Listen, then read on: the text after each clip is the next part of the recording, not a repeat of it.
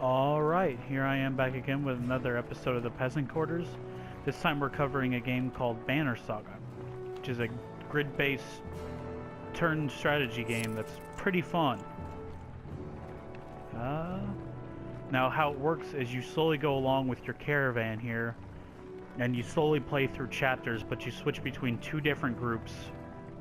And as you notice, you'll have days of supplies, how much days, there's a bit of a bit of stuff that goes into it, but like right here, as you can say, the caravan's stopping, asking you if you want a drink, and you pretty much have to choose what you do, and all your decisions affect the story. I was playing through this one time, and I accidentally got a member of my group killed whenever we had like 400 or so, and it actually bothered me quite a bit, even though he wasn't somebody I could use to fight or anything like that. He was literally just some random guy, and I got him killed because he was drinking too much. But another time I managed to somehow save him. So a lot goes into this game. It's a bit difficult in the way that it has a system in place called Renowned, and in order to level up and to also buy things, you have to use Renown, so you kind of have to manage it pretty well. But so in this, I'm going to probably do the toast to this guy, Vognir. And in this world, there are two kinds of beings, humans and Varl. And Varl they're almost like giants, but they also have horns, and they tend to live a lot longer than people. And in this group, you play, or as the moment you play as like pretty much he records down the history of both groups. But you're in a world where the sun never sets and all the gods have died, and you're trying to survive something called the Dredge, which is the best I can say, a bit like demons slowly taking over the world. There is a second game of this that came out, and they should actually be working on the third. It's supposed to be a trilogy, and they're really interesting games. I'm surprised I haven't heard more about them from more people, but yeah, let's go ahead and get into some gameplay. You raise your drink, toasting the alliance between Man and Varl. The others join in. Ludin, who is the son of the king, who has joined your expedition at this point. Ludin's expression is like a stone wall, but the others laugh at your exaggerations. Eventually, you sit down beside Vognir. So you can either go easy, drink merrily, or chat. I'm going to go ahead and chat with him, because I don't think I've done this before. Thanks for the special, slurs Vognir. That dude is toasty, which is good. So it's partially going through, you'll get scenes like this where you talk, kind of give your own dialogue deals, but like right now you play as this Ubin guy, who, as you can tell, is the recorder. But it's a mixture between kind of this, it's a very story-driven based game. And I skipped a little bit of it because I didn't want to have to bore you at the beginning, and I feel like this part is better to kind of show what's going on. But yeah, so looks like you didn't have to miss out after all. Thanks to Magner. I thought the damn governor would never shut up. Did he give you the history of his entire family? He tried. Then he asked me to clean up his mess, for your benefit, turns out. I'd have given the job to you too. Gods, there's no joy in politics. Speaking of, what happens after this business with Ludin? Hopefully the boy goes back to... I'm not even going to attempt to say that. Or actually, you know what I want? Arberang on his own. And I can take out some frustrations on Dredge or something. Yeah, these guys are pretty war happy. They're a bit, I'd say, if I had to compare them to somebody in history, they're almost a bit like the Spartans, a very warlike race. Just always wanting to fight until they get older. Starting to sound like Hakan. You don't like the life of a diplomat? Ha ha! Don't you miss the fight, Ubin? I'm sorry if me sitting here doing this sucks, but I thought I'd throw in some fun with it. You down your meat instead of replying. Wagner slouches and shakes his head. There's no great joy in killing Dredge, but this... Pretty sure this nonsense is some scheme between the two kings to force some kind of lineage. Used to be, warriors would follow you for what you've done. Isn't that why they follow you now? Is it? Or is it because I'm the next in line? These lines are getting muddy, old Varl. Oh yeah, Wagner is the next king for the Varl, as Ludin is the next king for the humans. So it's a pretty interesting story, and I don't want to tell any spoilers, but I'm going to leave this video on a cliffhanger. And if you want to see more of it, let me know, and I'll definitely do a walkthrough of it. They've always been muddy, Wagner. Wagner stares into the campfire, lost in thought. You leave him to it. But you'll also see a little bit of the combat in it, which is pretty interesting as well. Even though it's a turn-based kind of grid, they do add in their own stuff to it. But you rise groggily, the campsite a casualty of merriment. Morg is already kicking warriors awake when you spot Luton stalking your direction. He sidesteps sleeping bodies. Better wake up, Wagner, or you nudge Wagner. You're needed.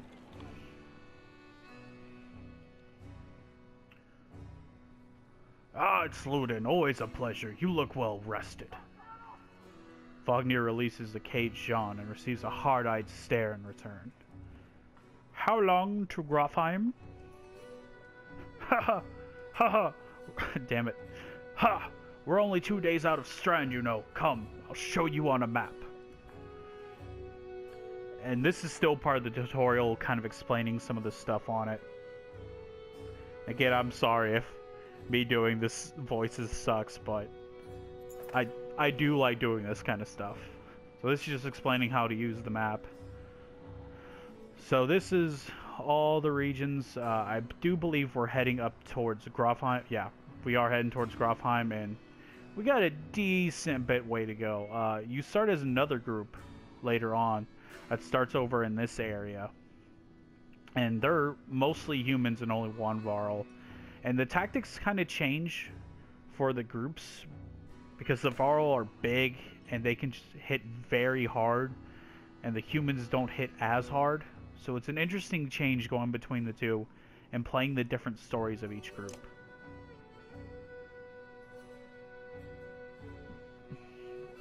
We head north, then east, past the forts. Grofheim's far from Strand, going to be a long march. You should have drank last night, Ludin. Why not take the ships to Skyrmastad? What's the point of marching? The Silverstone Bay is called that for a reason. It stays covered in ice all year. It would tear up the longships. Too bad, though. We could have shown you all the wonders of Skyrmastad. A half-sunken city crawling with dredge, Prince. Dredge and glaciers. You like glaciers? Ludin exhales through the nose, a poor disguise for his contempt. He turns and bats aside the tent flaps as he goes barking at his company in the distance. Don't poke the anthill, Wagner. He seems no happier to be here than you. Spend a few more days with the boy, old friend. You'll be looking for a tall cliff to hop off, too. Ludin's got a shorter wick than Hakon. Thanks, Wagner. Now let's get moving. Another half day to Velderfell, if we're lucky. I'm not gonna lie, I feel stupid doing these voices. But at the same time, it's nice to sit here and try and do different ones. Alright, and every now and then you get to a camp. You can also enter camp at any time by tapping on the camp button, as it says. So you can upgrade your allies or equipped items in the hero tent. You can pass time by using the rest. Resting will improve the caravan's morale. A high morale reduces casualties in war and affects your willpower in combat. Each passing day will use supplies, so only rest when necessary. And then talking about training, but we're not going to do any training. So let's go to the heroes deal.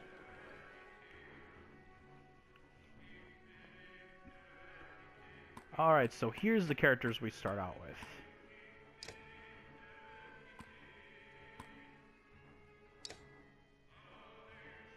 Alright, so as you can see, that little skull at the bottom means that's how many you have to kill in order to be promoted next.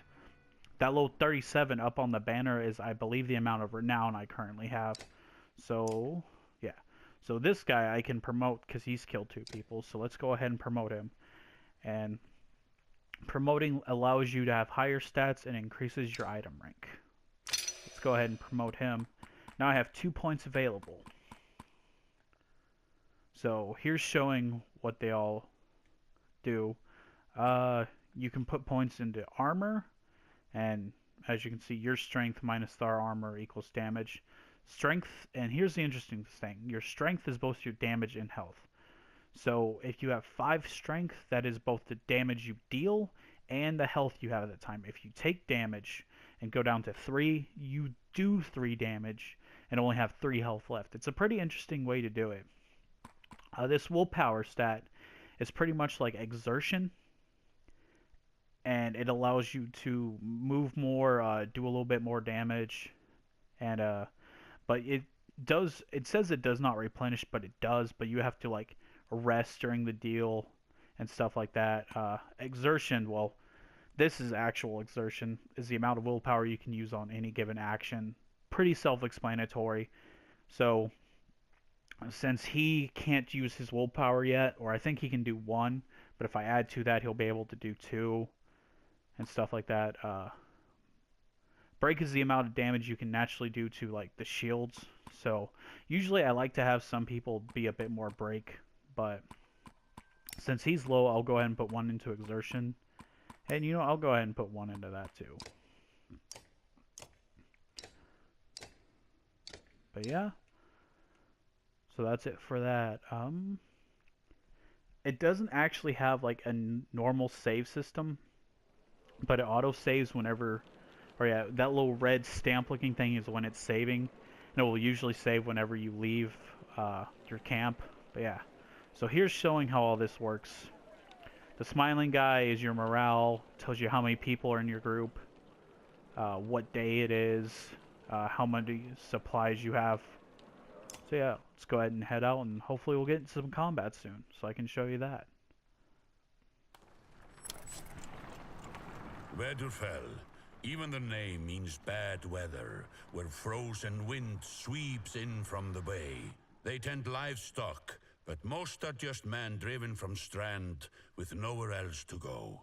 Why else would anyone stay? We won't stop long. Yeah, they do. They have a lot better voices than I do for this. But that's why they're paid for it and I'm not.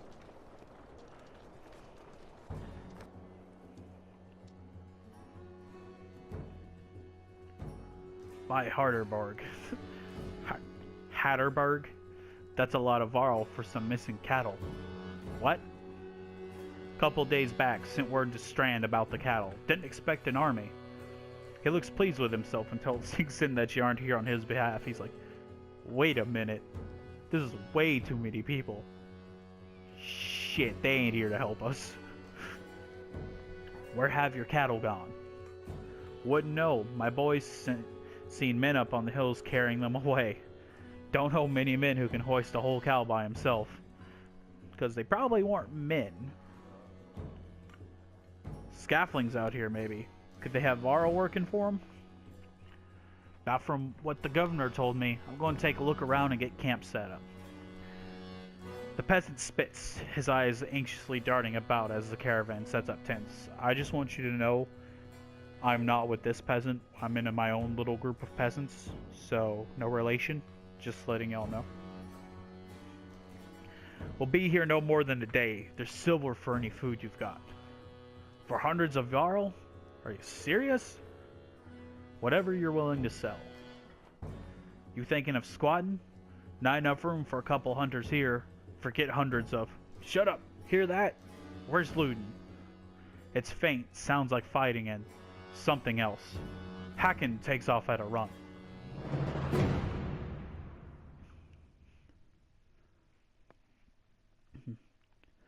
So we'll finally get to see some combat.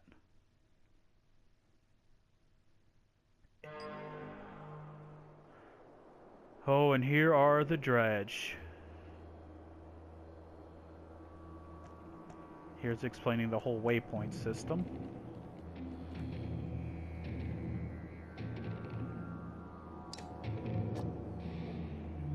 Yeah, dredge can hit pretty hard. So let's go ahead and target him.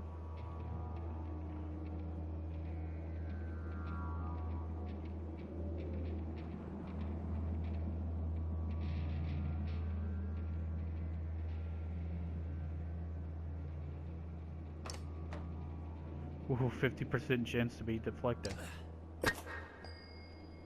Did absolutely nothing. In this game, you have to attack both the armor and their actual health. And he just got one-shotted. That's fantastic. And here come the Varl. So let's go ahead and move him in here. So we can do an ability. See, 100% to hit, 1 strength, 1 break to target, 1 break to heavy impact. So they all have their own powers. Yeah, heavy impact, enemies adjacent to target take 1 strength damage. So let's go ahead and I'm going to go ahead and use willpower on this to do a bit more damage. The dredge on this are the ones that you really have to deal with when it comes to armor break and all that stuff. But yeah, all the grids are usually set up like this. Oh, smite's installed. Awesome. And, so since he has 11 armor, and I have 15 strength, I'm only going to do 4 damage to him, so we'll bring that down a little bit more, or try to. And you'll notice that it goes by, one of your guys moves, one of their guys moves, one of your guys, one of their guys, until there's down to 1 left, and then it goes into something that they call pillage, which is pretty much I think they still move. One of yours, one of theirs, one of yours, one of theirs, but it will always, obviously since there's only 1 guy left, it'll always be the same guy moving.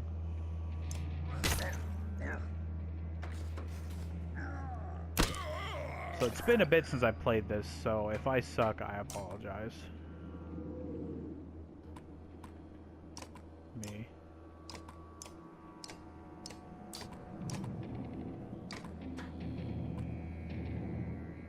Yeah, he's gonna probably go down. Actually, I think, yeah, Tempest. This will do damage to 2 of them, so that'll work out.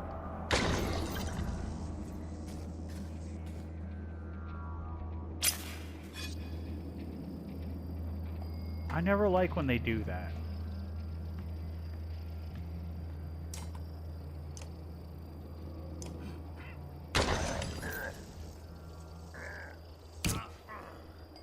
He's gonna go down.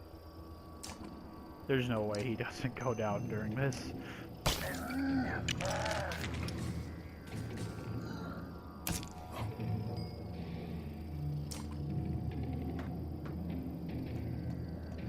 We'll go ahead and use willpower to move over to this guy and take him out.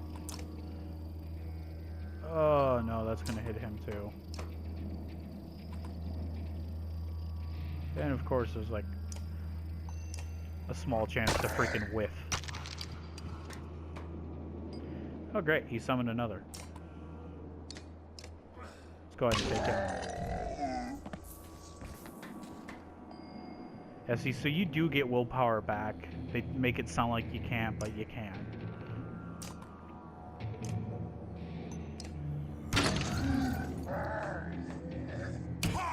Yep, he drops. Luckily, whenever characters go down, they don't actually die in this. When you're playing on normal or hard, they actually require rest, so you actually do have to use the rest mechanic in your camp. But I'm doing this on easy just to kind of show you more of the mechanics to it. But yeah, you gain renown from actually killing enemies.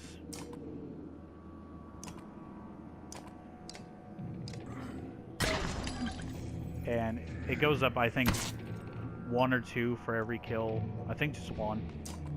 But it's interesting how they set it up with the whole renown being how you buy items and actually level up your characters.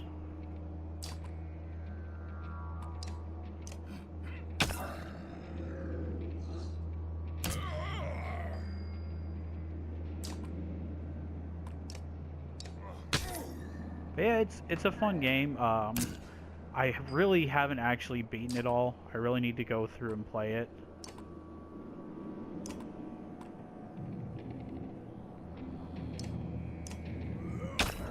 And go all the way through, because I think it's actually a decently short game for how, I guess not really how big it is, but for everything that's involved in it, it's decently short.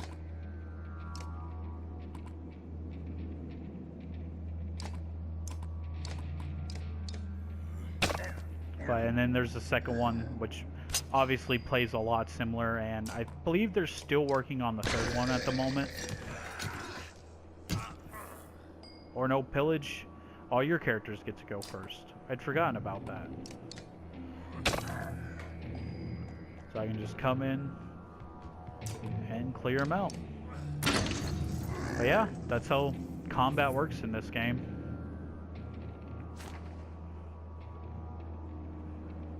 I think you could get them both fairly cheap still. I think you can buy the first one and the second one for somewhere between $20 and $30. Luden was injured and Gunelf, whatever, how you pronounce that. Are both injured in battle. I don't know if you know this, but there was a Jarl over there, lying on the ground. You trying to get yourself killed, Luden? What were you thinking? Yeah, I just abandoned the whole Irish accent because that sounds weird with these guys. I was trying to get a shot in between the plates. You ever seen a dredge before, boy? What kind of idiot? Break their armor first. Where did they come from? We didn't even see them. They were just there. Hawking goes to where Vognir lies face down. The future Varl King lies motionless, aside from a spreading pool of blood. Vognir's dead. But yeah, I'll probably end this soon, just because there's, I want to kind of leave it off on that cliffhanger. Yeah, this is where it actually ends. But anyways, I hope y'all enjoyed, and if you want to see more, let me know. But I'll see y'all later. Bye.